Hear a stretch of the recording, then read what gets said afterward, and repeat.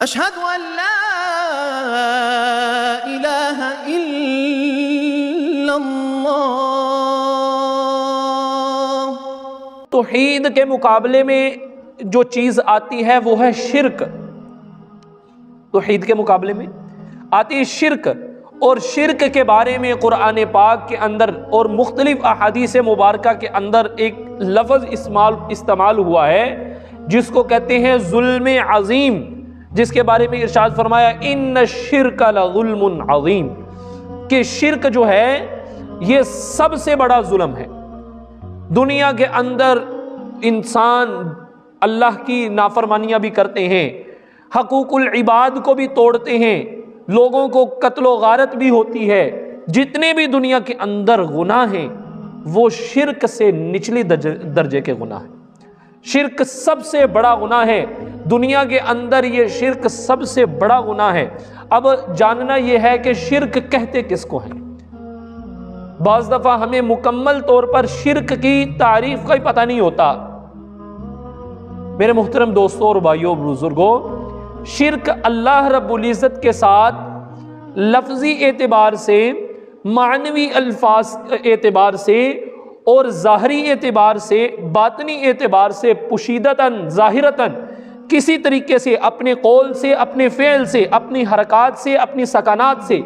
کسی بھی طریقے سے اللہ رب العزت کے ساتھ کسی کو شریک کرنا، وہ اپنی زبان کے اعتبار سے ہو یا اپنے قلب کے اعتبار سے ہو، اللہ کے ساتھ کسی کو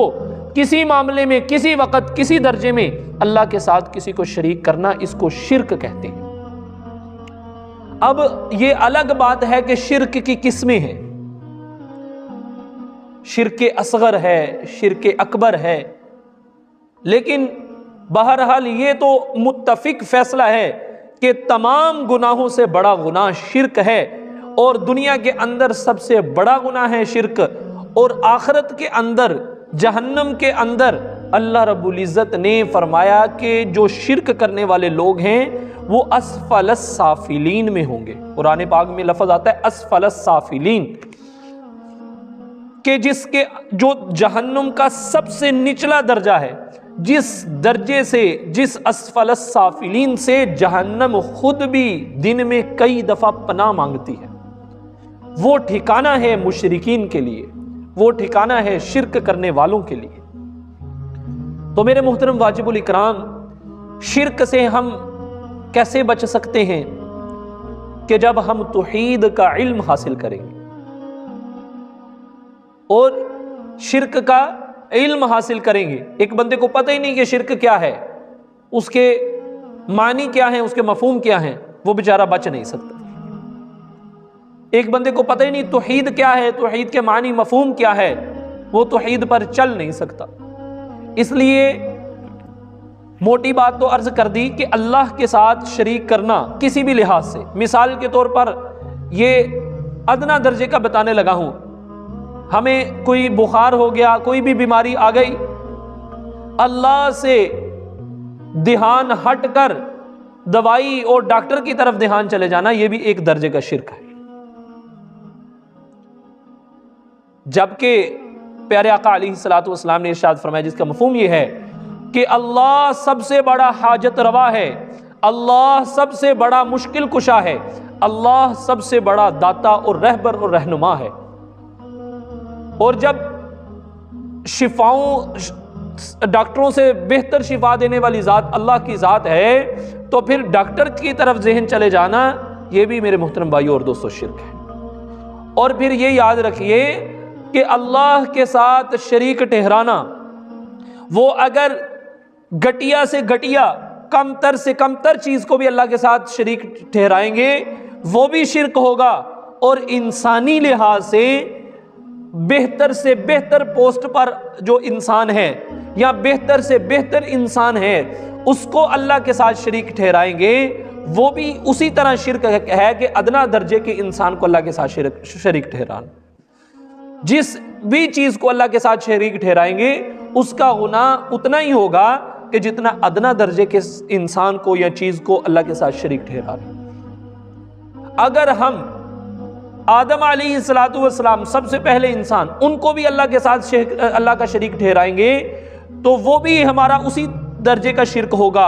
اور اسی طرح کسی عام انسان کو اللہ کا شریک بنائیں گے وہ بھی اسی درجے اور اسی گناہ کے ارتکاب والا شرک ہوگا۔ یہاں تک علماء نے، مفسران اکرام نے ان الشرک لظلم عظیم کی تفسیر کے اندر لکھا ہے کہ ہمارے آقا کریم حضرت محمد مصطفیٰ احمد مجتبیٰ وجہ کائنات سرور دو عالم محبوب خدا صلی اللہ علیہ وسلم اس دھرتی کے سب سے عظیم انسان ہیں، ان سے بڑا انسان کوئی نہیں، اللہ کے بعد ان سے بہتر، اکمل، اشرف، افضل کوئی انسان نہیں ہے، لیکن پیارے آقا علیہ السلام کو بھی کوئی اللہ کی صفات میں شریک ٹھہرائے گا تو وہ بھی اللہ رب العزت کے ساتھ شرک کر رہا ہے۔ اور یہ حدیثیں خود موجود ہیں پیارے آقا علیہ السلام کی کہ پیارے آقا نے ارشاد فرمایا جس کا مفہوم ہے کہ مجھے اللہ تک نہ پہنچا دو، مجھے اللہ تک نہ پہنچا دو، فرمایا کہ ہدایت، ایک موقع پر اللہ رب العزت نے قرآن پاک کی آیت اتاری اس معاملات کے بارے میں، پیارے آقا کو ارشاد فرمایا کہ آپ اپنے آپ کو ہلاک کر دیں گے اس بات میں کہ یہ لوگ اسلام قبول نہیں کر رہے۔ اللہ فرماتے ہیں نبی جی ہدایت آپ کے ہاتھ میں نہیں ہے، ہدایت میرے ہاتھ میں ہے۔ اب اسی کو اگر ہم لے لیں، اگر کوئی بندہ کہے کہ اللہ جیسے ہدایت انسان کو دیتے ہیں ایسے پیارے آقا بھی ہدایت دینے کے جو ہے اختیارات رکھتے ہیں، تو یہ اللہ کے ساتھ شریک ٹھہرانا ہے، اور ان الشرک لظلم عظیم۔ بس ایک دفعہ اسی بات کے اوپر ایک دفعہ پیارے آقا علیہ السلام بیٹھے ہوئے، ساتھ ہی سیدنا حضرت بلال حبشی رضی اللہ تعالیٰ عنہ بیٹھے ہوئے، تو بیٹھے بیٹھے مسکرانے لگ گئے حضرت بلال حبشی۔ تو پیارے آقا علیہ السلام نے ارشاد فرمایا اے بلال، مسکرانے کی بات تو کوئی نہیں ہوئی، ماحول بھی ہنسنے مسکرانے کا نہیں ہے، تو کیوں مسکرانا شروع ہو گیا؟ تو عرض کیے یا رسول اللہ میرے ماں باپ، میری جان اور میری عزت آپ پر قربان ہو، مجھے مسکراہٹ اس بات پر آئی ہے کہ پیارے آقا اللہ نے جس طرح یہ آیت اتاری ہے جو ابھی ابھی اتری ہے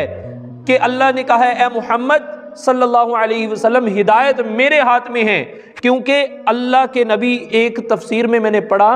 کہ ہمارے پیارے آقا علیہ السلام ابو جہل کے دروازے کے اوپر 100 دفعہ سے زیادہ ہدایت کی کلمے کی دعوت لے کر گئے تھے۔ ہمارے آقا کریم حضرت محمد مصطفیٰ ابو جہل جو سکا چچا ہے اس کے دروازے پر کلمے کی، نبوت کی، ہدایت کی اس دعوت لے کر 100 دفعہ سے زیادہ گئے۔ اشہد ان لا الہ الا اللہ